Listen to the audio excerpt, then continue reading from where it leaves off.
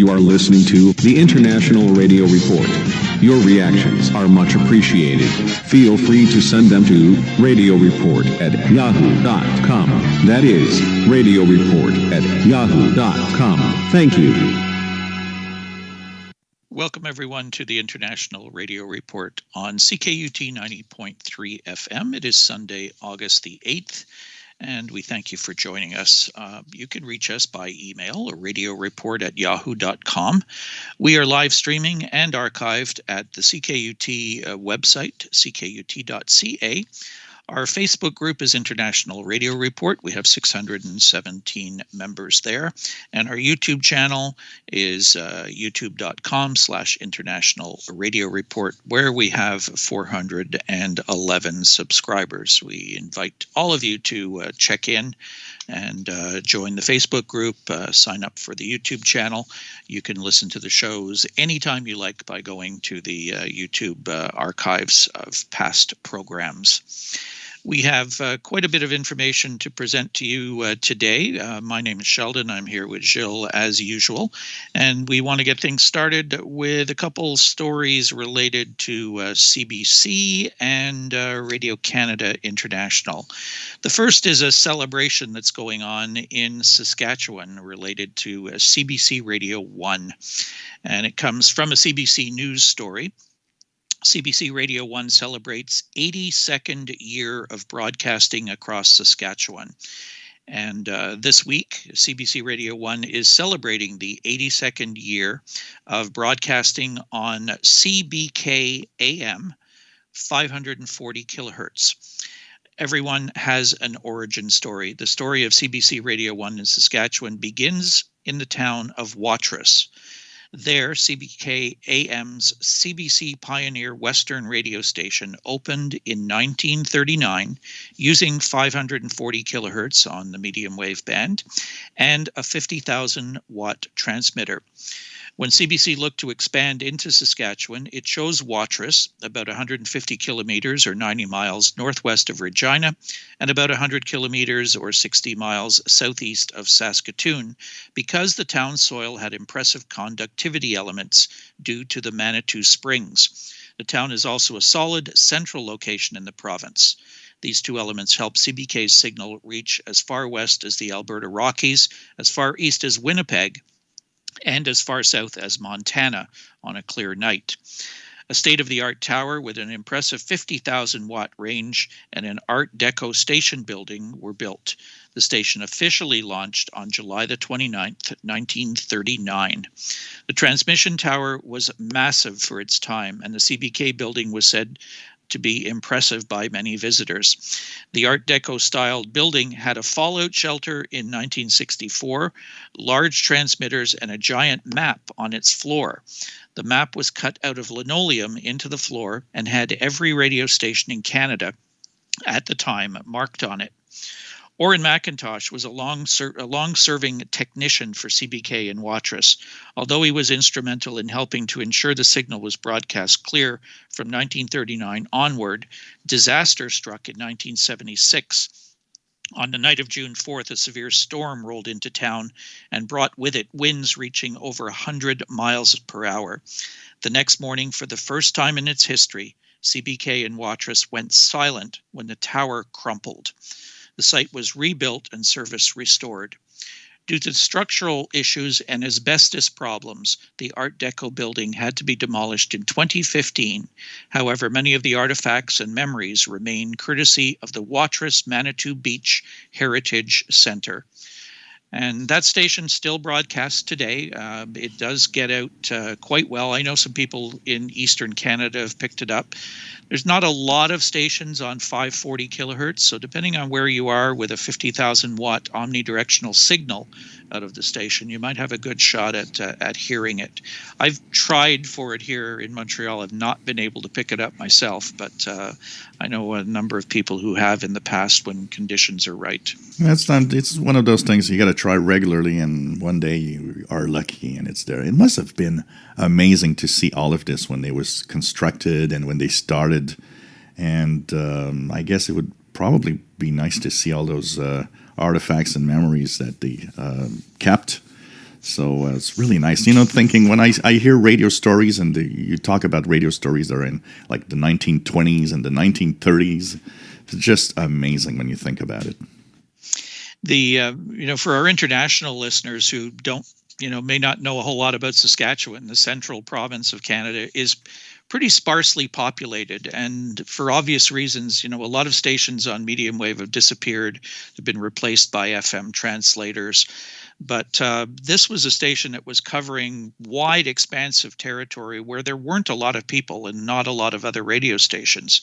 So it's one of the CBC clear channels that's remained on the air and does still to this day cover a lot of territory. They do have relays on FM in a number of the cities around the area, but that one solid signal still exists out there on 540, sitting out in the middle of the prairies. So kind of a neat story, and 82 years is certainly a great record. Yep. Even with that minor shutdown that they had in 1976. That must have been something with that tower coming down at that point. Oh, for sure. Pretty wild story. Our other CBC story, though, is also related to historical radio in Canada, and it comes from two DXers that we know out in Victoria, BC, Robert and Colin Newell. The headline is CBC Radio Canada Master Recordings are looking for a curator. And it was Robert that sent this message around to some of the DX and radio clubs. He says, I have a fairly large but manageable collection of reel-to-reel CBC masters of Radio Canada International programming from the 1970s and the 1980s that will need a home one day. I'm looking for a younger-than-me curator that might want to keep, cherish, remaster these classics for future listeners. I have digitally transferred most, if not all, of these recordings that may once again be available for download at some point. In the meantime, I'd be willing to ship at no charge to the future curator and provide they demonstrate a willingness to hold on to and care for them for a while. So this caught my attention right away, being Radio Canada International recordings, and I immediately got in touch with Wojtek Wjazda, former programmer, producer at RCI, who lives here in Montreal and has a very strong attachment to RCI. So he's away on vacation right now, but he saw the email and he immediately got back to me and he said, "Yeah, get in touch with them and let them know, we're interested." So we'll be getting in touch with Colin and Robert shortly, and I think Wojtek is going to try to find a place for these reel-to-reel recordings to live out, an extended life, and not have them disappear into a trash bin somewhere. Yeah, I think that's important. I mean, this is a huge piece of radio history, and somebody's got to take care of that for sure. I mean, it's getting more and more difficult to have older recordings of any type of radio broadcasts. So it's important to keep this, and I hope that they find a suitable home where they're going to be taken care of. And they do need to be taken care of because Yes. Magnetic tape, reel-to-reel tape can seriously deteriorate if not taken care of properly. Absolutely. So the NAB announces Marconi Radio Award finalists. This is by Paul McLean of Radio World. The National Association of Broadcasters released the list of finalists for the 2021 NAB Marconi Radio Awards. The awards honor stations, managers, and on-air personalities for excellence in broadcasting. Winners will be announced at the Fall Radio Show in Las Vegas in October. Some of this year's NAB Marconi Radio Awards finalists are, and we've got a small look at it here, but there's a much more extensive look at the links we'll be posting on the Facebook group. Legendary Station of the Year, WNCX FM Cleveland, Ohio, WSB AM Atlanta, Georgia, KIIS FM Los Angeles, California, KYGO FM Denver, Colorado, WHUR FM in Washington, D.C. Major Market Station of the Year, WQHT FM New York, New York, WKYS FM Washington, D.C., WBZ-FM Boston, Massachusetts, KYW and AM Philadelphia, WINS AM New York. Large Market Station of the Year, KTMY-FM Minneapolis, St. Paul, WALK-FM Long Island, New York, WTMJ-AM Milwaukee, WVKL-FM in Norfolk, Virginia, WKRQ-FM Cincinnati, Ohio. News Talk Station of the Year, WSB-AM in Atlanta, WTOP-FM Washington, D.C., KSSZ-FM Columbia, Missouri, WLW-AM Cincinnati, Ohio, and KNX-AM in Los Angeles, California. So these are just a few of the much bigger list of stations, but it's nice to see that some of these well-known stations, there's a lot of well-known stations and just what we just talked about. Nice to see that, they're getting awards. Yeah, the list that you'll see posted on our Facebook page includes different types of awards too, not just for stations, but for personalities, for radio genres of stations as well.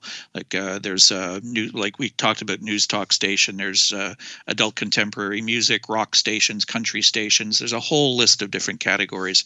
We just thought we'd pull out some of the major ones that do include some AM stations, and you'll notice there were a lot of FM stations on there. Yep. But there are some of these heritage stations on AM that have wide coverage that are being recognized for the service that they perform. So check out the full list, and we'll have the award winners announced in October. Next, we move to something that our older listeners out there will probably appreciate more than the younger ones who may not have a clue what we're talking about here. But I saw this story and I thought it would be interesting to put out there.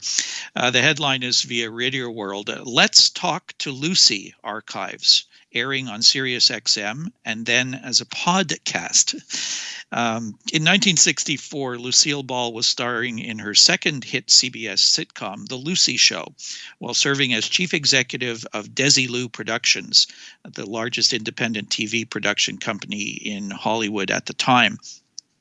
But the comic actress, whose legacy was already solidified by the wildly popular I Love Lucy show, still found time to do a daily 10-minute radio program for the CBS radio network called Let's Talk to Lucy. Using her own portable reel-to-reel tape recorder, Ball sat and chatted with the biggest stars in show business at the time, many of whom were her friends. On Thursday of this week, all 240 episodes of Let's Talk to Lucy began airing on a Sirius XM satellite radio pop-up channel, the first time they have been publicly available since airing on the radio. After a limited 3-week run, the shows will be presented as podcasts that can be downloaded or streamed through the SXM app, through Stitcher, Pandora, and other platforms. The cache of shows features conversations with major stars of the era, including Frank Sinatra, Dean Martin, Mary Tyler Moore, Bing Crosby, Bob Hope, and Barbra Streisand, and behind-the-scenes figures such as the costume designer Edith Head and makeup artist Hal King. The Let's Talk to Lucy tape surfaced during research for the documentary, according to Lucille Ball's daughter, Lucy Arnaz. Arnaz has managed the archives of her mother and father since their deaths more than 30 years ago, digging through garages, basements, and storage facilities on both coasts. The tapes were never lost, but until recently, Arnaz never thought there would be a market for them. The program was quickly snapped up by Sirius XM, which will present them on channel 104 before making them available in podcast form. So pretty neat stuff for people who remember the I Love Lucy show going back into the 50s, and Here's Lucy after that, and a number of other programs that she was involved in. An interesting chance to hear some conversations between her and other pretty well-known stars of the day. So I'd certainly never heard of anything about this before, so it might be kind of fun to listen to them. Again, reel-to-reel recordings that were hopefully kept in a safe place, and her daughter was able to dig those up, and Sirius grabbed them up. So you can start listening to them now if you have Sirius XM. They're on channel 104, and then afterwards they'll appear via podcasts. It's interesting because, I mean, I've seen the, I Love Lucy reruns that were there for so many years in different networks, but I also didn't know at all that there was this CBS Radio Network show called Let's Talk to Lucy. I never heard about that. So what's happening in the sun? Well, the sun is a little more active than it was last week when it was really quiet. 3 sunspot groups are right now on the solar surface as we are doing the show. There's another region that apparently is going to be rotating into view. But they're quiet. The sun hasn't really done much. No solar flares, no major events happening. There's been a little bit of solar wind brushing against the geomagnetic field this week that created some unsettled conditions for a few days. And was showing it degraded shortwave propagation a little bit.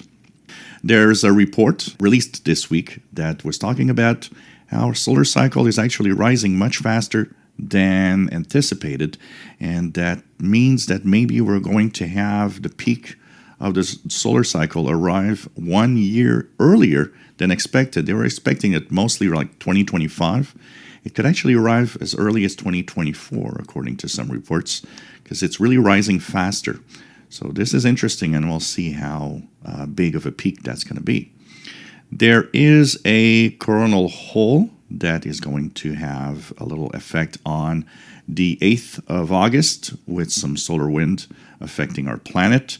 For the rest, solar flux is low, around 74, 75, but propagation is still good in general. And the way to know is to turn on the radio and listen. Hey, IRR listeners, there's another program, World of Radio, now well over 2,000 weekly editions, with multiple broadcasts on 2 major shortwave stations in the U.S., WRMI and WBCQ. Also IRRS in Europe and Unique Radio in Australia. There are several chances to hear me, Glenn Hauser, on Sunday evenings, among others, and podcasts on demand. Full schedule info plus loads of other material, especially about shortwave, at worldofradio.com. We've got also some interesting news, some sad news for those that are long-wave beacon chasers. We've got some news from on the Glenn Hauser group.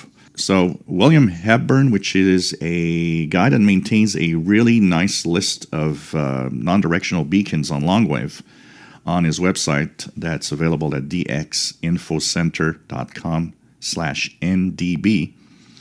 This is highlighted in red 28 Canadian longwave beacons that will be decommissioned this week. Apparently, it's going to happen on August the 12th. So you have a few days left. If you want to try out the beacons, we actually have posted the list of the beacons in the different Facebook groups.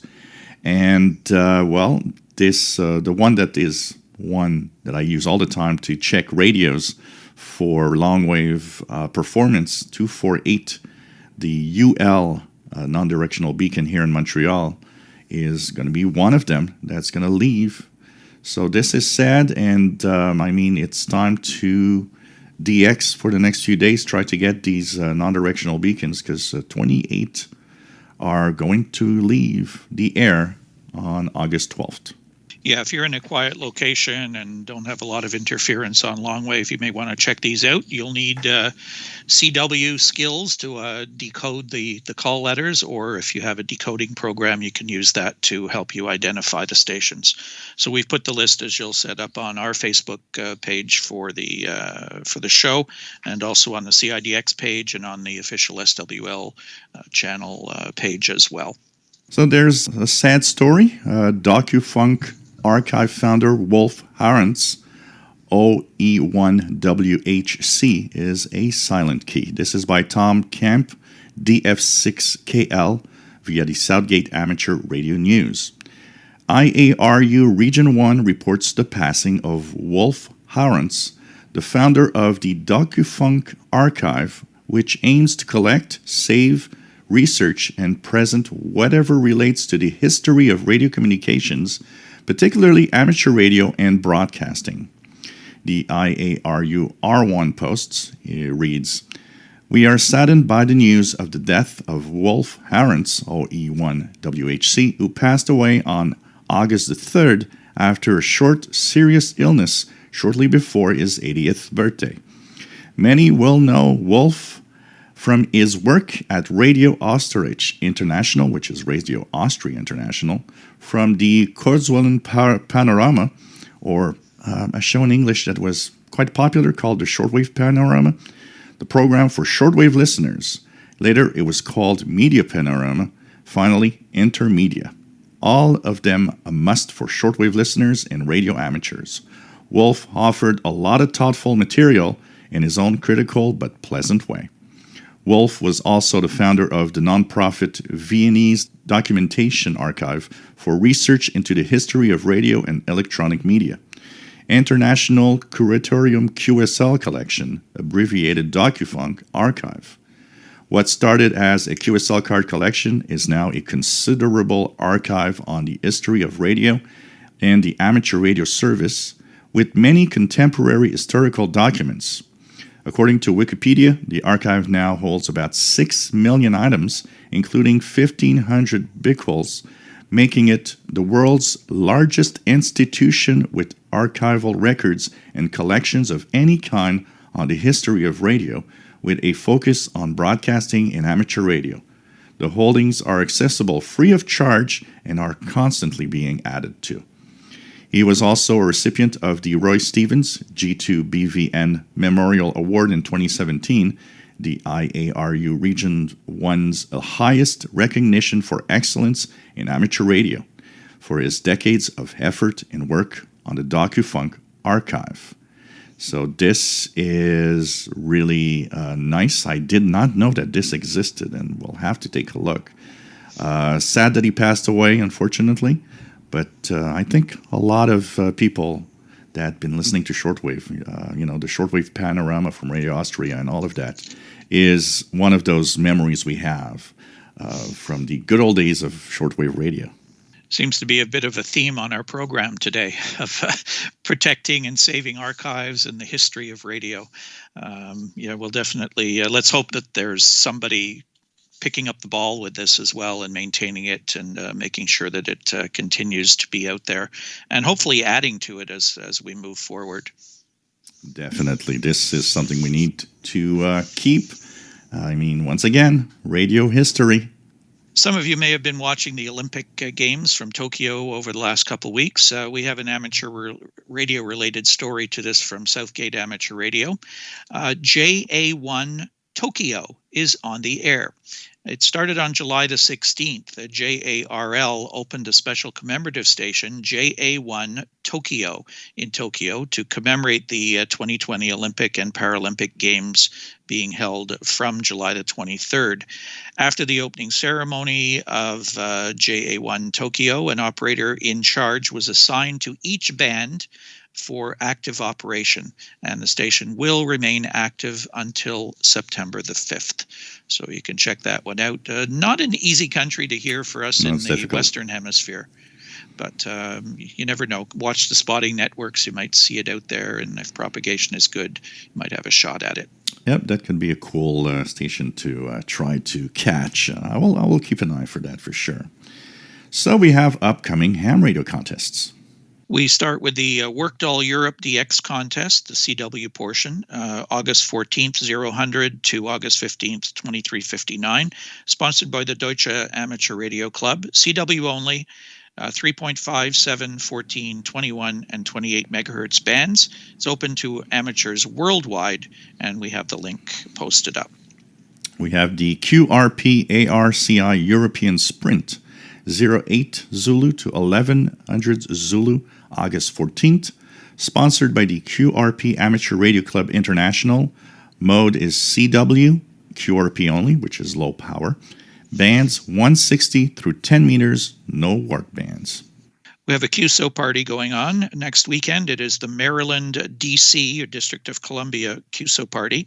1400 Zulu August 14th to 0400 Zulu August 15th, sponsored by the Anne Arundel Radio Club.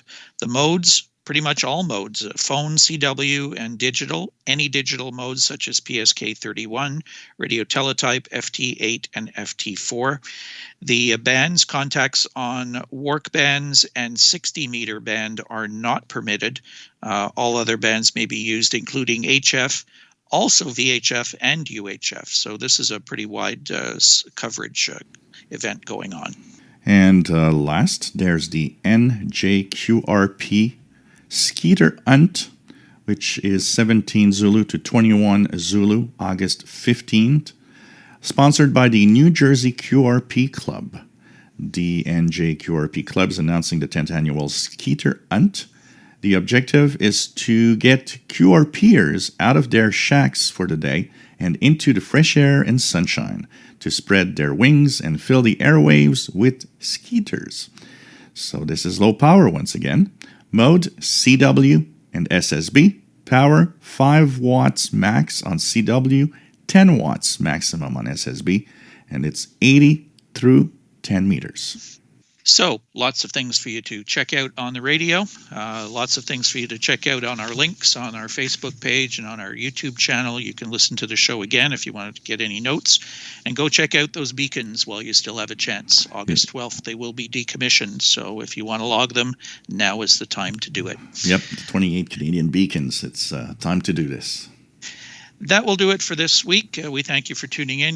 You can catch the show again, as I said, on our YouTube channel, International Radio Report, and do consider joining our Facebook group, International Radio Report. Have a great week, everybody. We'll talk to you again next Sunday with our next edition of the International Radio Report on CKUT 90.3 FM in Montreal. Bye-bye for now. Bye-bye. Radio Autrice Internationale. Radio Austria International. Radio Österreich International. Radio Austria International.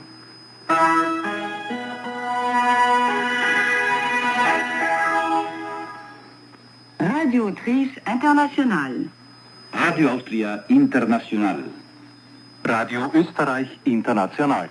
Radio Austria International.